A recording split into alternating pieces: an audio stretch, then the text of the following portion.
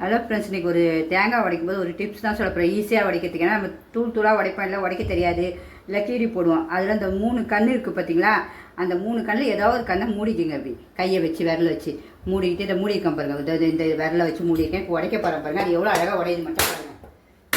இங்கே பார்த்தீங்களா, ஒரே செகண்டாக உடஞ்சி தேங்காய் வந்து பாருங்கள் என்ன சூப்பராக வந்துருக்கு பாருங்கள். இப்படி எல்லோரும் உடச்சி ட்ரை பண்ணுங்கள். உங்களுக்கு பிடிச்சிருந்தா லைக் பண்ணுங்கள், சப்ஸ்கிரைப் பண்ணுங்கள். பாய். ஹலோ ஃப்ரெண்ட்ஸ், இன்றைக்கி வீட்டுக்கு தேவையான உபயோகமான 5 பொருட்களை பற்றி சொல்லலான் தான் இன்றைக்கி பதிவு.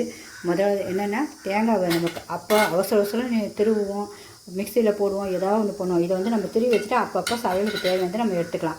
ரெண்டாவது கொத்தமல்லி ஓசமே கிடைக்கவே கிடைக்காது. என்னடா பண்ணுறது, கொத்தமல்லி இல்லாமல் சமையல் பண்ணுறோமான்னு நினைப்போம்.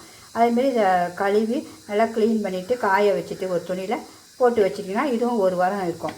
அதுக்கப்புறம் புதினாவும் அதேமாதிரி தான். நீங்கள் காய வச்சு நல்லா உலர வச்சுங்கன்னா ஹையாக கொஞ்சம் ஃப்ரிட்ஜ் இருந்தால் கொஞ்சம் கருப்பு தன்மை வருது, அதான் ஒன்று. இல்லைன்னா அழுவாது, காயம், வேறு ஒன்றும் இல்லை. மூணாவது இஞ்சி பூண்டுக்கு நமக்கு அவசரத்துக்கு சின்னோண்டு அரைக்கவே முடியாது. சரி பார்த்தோம், இதையும் நம்ம அரைச்சி வச்சா ஒரு 3 நாள் 4 நாளோ 5 நாளோ வரும். சரி அப்பப்போ அரைச்சிக்கலான்ட்டு இதை கொஞ்சோண்டு எடுத்து வச்சுருக்கேன். 5வது கருவேப்பிலை இல்லாமல் சமையலும் பண்ணியிருக்கேன். பார்த்தேன், இதையும் ஒரு நம்ம வீட்டிலேருந்து கருவேப்பிலை மரத்தை வந்து எடுத்து பதிவாக போட்டால் நல்லா இருக்கும்னு பார்த்தேன். நம்ம சிம்பா சேனல் பிடிச்சிக்காப்பா, நியூஸ் சிம்பா சேனல் பிடிச்சிருந்தா லைக் பண்ணுங்கள், ஷேர் பண்ணுங்கள். இதேமாதிரி பயனுள்ள வீடியோ கண்டிப்பாக வரும். ஓகே, பாய்.